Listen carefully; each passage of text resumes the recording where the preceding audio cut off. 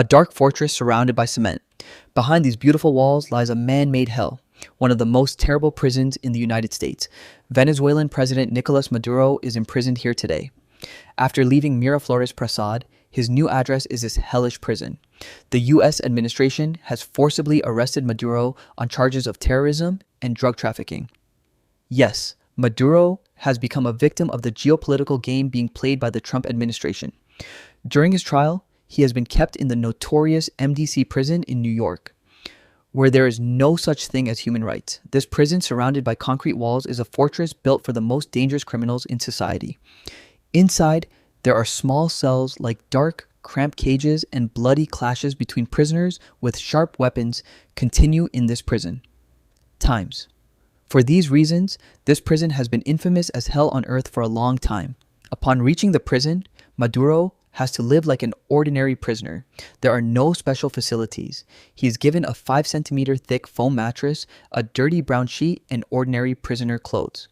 Even though he is the former president of Venezuela, his identity here is just a prisoner number.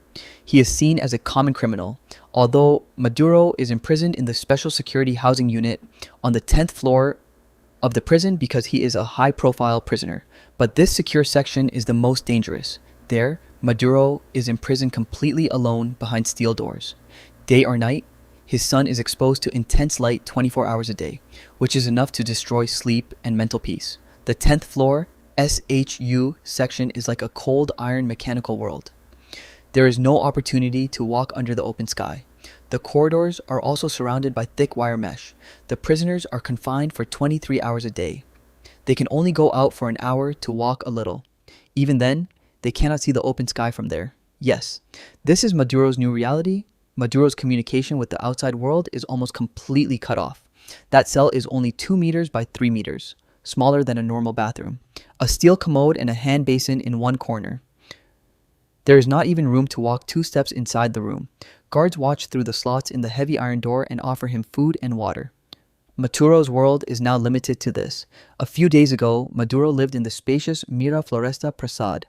There was excitement and opulence all around. And now he spends his days in a cell where only a small part of the sky can be seen through a few narrow, airtight windows. No matter how much the Trump administration talks about freedom and democracy, the reality of this prison is enough to unmask them. What is even more terrifying is that the physical discomfort and mental pain do not end here. What makes Maduro's imprisonment a real hell is the daily dirty and low-quality food there.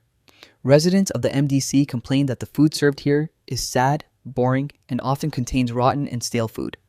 To save the budget, the food here is cooked with expired ingredients received as donations. As a result, prisoners have to swallow moldy or rotten food.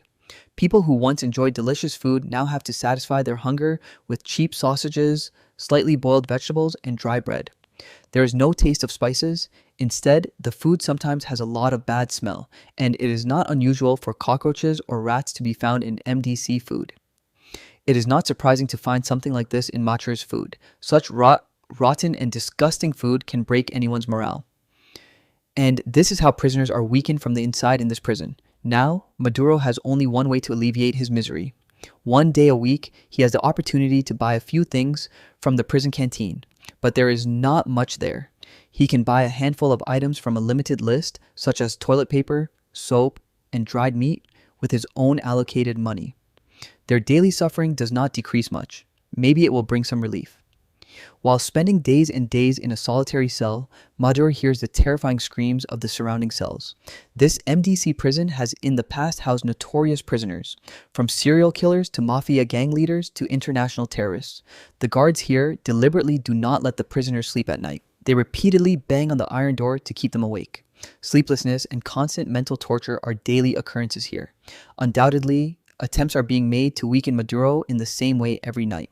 Yet the most terrible danger for Maduro is yet to come.